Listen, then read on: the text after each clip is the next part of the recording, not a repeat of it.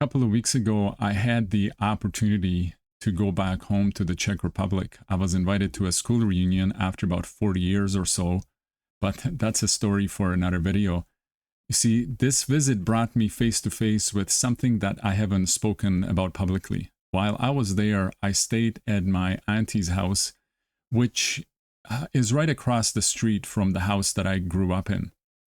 From the day I was born until about 12 years old, you see, my parents built that home, and standing there looking at that house, so many memories came back. Some of them were good, but there is one particular one that really changed everything in my life. You see, when I was 9 years old, my parents were going through a separation that ultimately resulted in a divorce.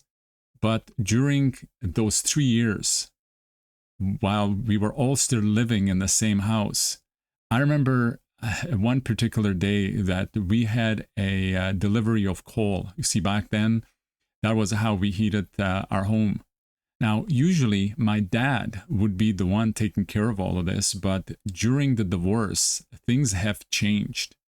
So that day, it was only me, my mom, and a friend of mine moving all of this coal into the house, wheelbarrow after wheelbarrow, load after load. You see, at first, it kind of felt like fun. I felt like a man doing a real work.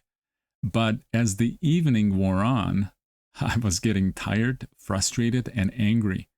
And I remember looking across the street, knowing that my dad was there just sitting and not helping. And later that evening, when he walked back over to our house, I saw him coming and I ran to the front door and I locked it from the inside. And then I hid. I hid behind another door in a small room that was just off the entrance. And when Dad started banging on the door for someone to open it, he was getting more and more upset with every moment that was passing on. And nobody was coming. Mom was busy upstairs. And I was angry and hiding, thinking that, you know what, this will teach him a lesson. But what I didn't expect was for him to punch through the door, through the small window that was in the door, causing the window to shatter and letting himself inside of the house. And that moment, this event has been etched into my memory ever since. I've revisited it, that moment, many times in my life. And what I've realized since is that this wasn't just a 9-year-old locking the door, trying to teach his dad a lesson. This was a moment that story has began writing itself inside of me. A story that said, if it's to be, it's up to me. I'm on my own. No one's coming to help. I just can't trust anyone anymore, not even the people closest to me. And from that moment on, I started hiding. I started to believe a lie that really affected me for the last 40 years.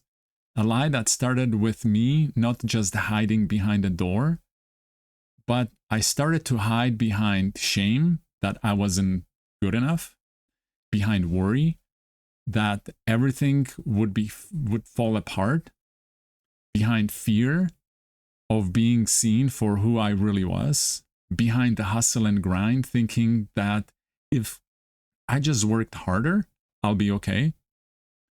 Hiding behind control, believing that I had to carry it all on my own.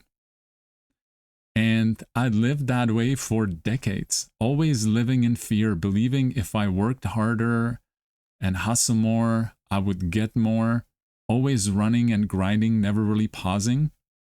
But on this trip, as I stood in that house again, I walked into that room, the very place where I hid. I realized I'm not that 9-year-old boy anymore.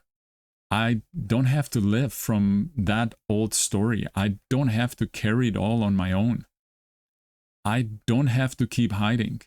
Just like Adam was hiding in the garden. I've been hiding too, but I realized that I didn't have to hide anymore. I realized that 9-year-old boy, he wasn't weak.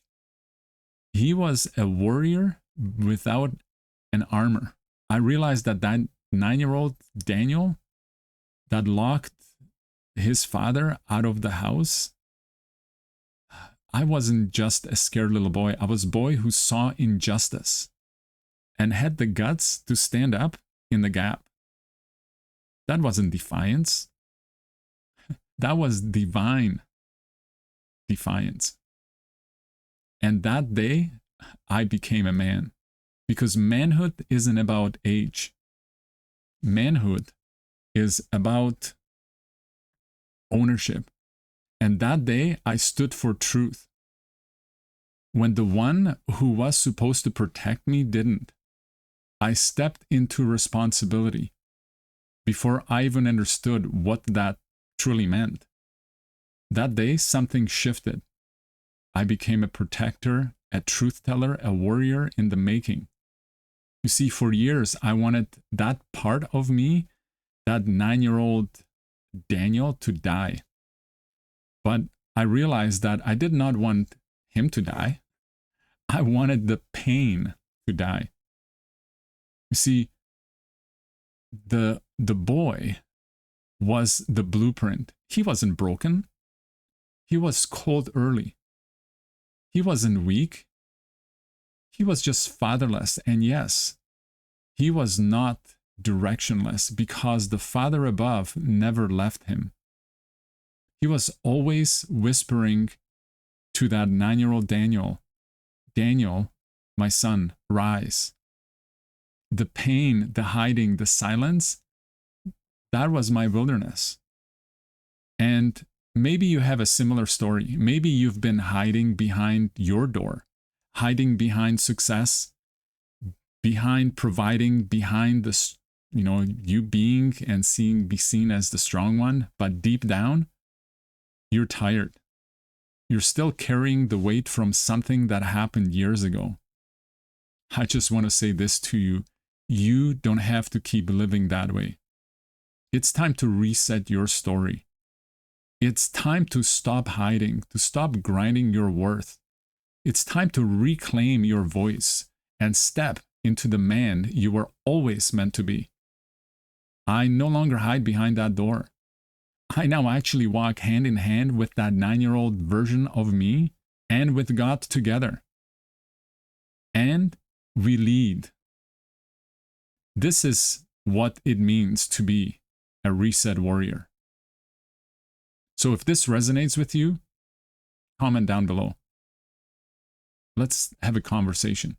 I would love to hear your story and see how you too can stop hiding and start living